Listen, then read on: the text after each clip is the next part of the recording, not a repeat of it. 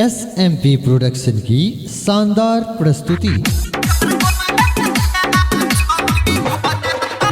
नाम क्या है आपका? डीजे उमेश। म्यूजिक बाय सुखी स्टूडियो।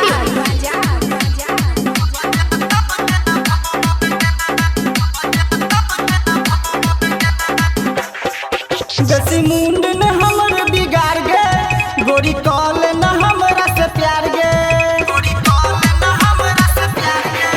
जैसी मुंड न हमर बिगाड़ गे, गोरी कॉल न हमरा से प्यार गे। जैसी मुंड न हमर बिगाड़ गे, गोरी कॉल न हमरा से प्यार गे।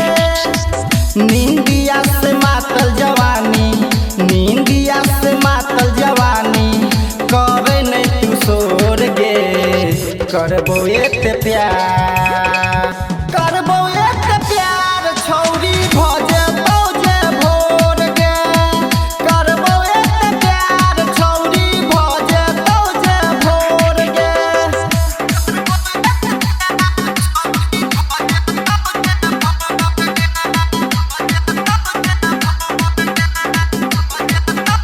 नाम क्या है आपका? DJ Umesh. Sukhipur Bazar. Music by 3D studio.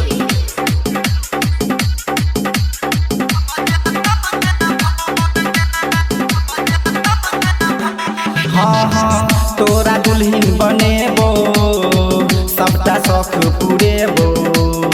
कते मजा में जे रतिया, सुने हमर गे बतिया।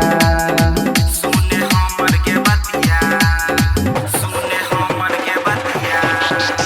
तोरा दुल्हन बनेबो, सबटा शौक पुरेबो। कते मजा में जे रतिया, सुने हमर गे बतिया। एक मिसिया द दे नजर, एक मिसिया द दे नजर, गोरकी हमरा ओर गे। करबो एते प्यार, करबो एते प्यार, छौरी भजे भोजे भोर गे। करबो एते प्यार, छौरी भजे भोजे भोर गे। नाम क्या है आपका? DJ Umesh. Music by 3D studio. Sukhipur बाजार।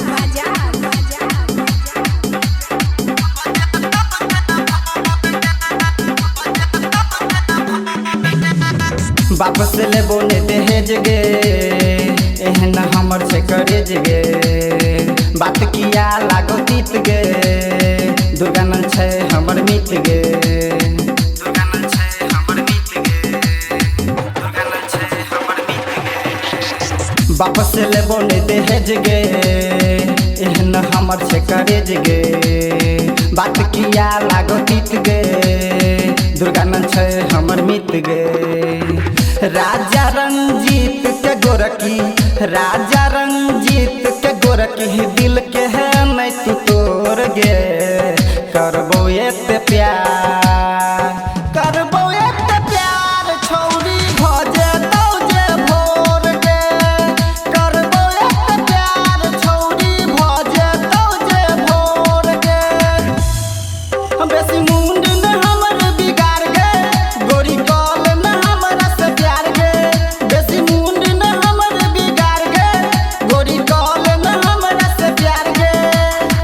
नींदिया से मातल जवानी, नींदिया से मातल जवानी, करे नहीं तू सोर गे। करबो एते प्यार, करबो एते प्यार, छौरी भजे भोजे भोर गे।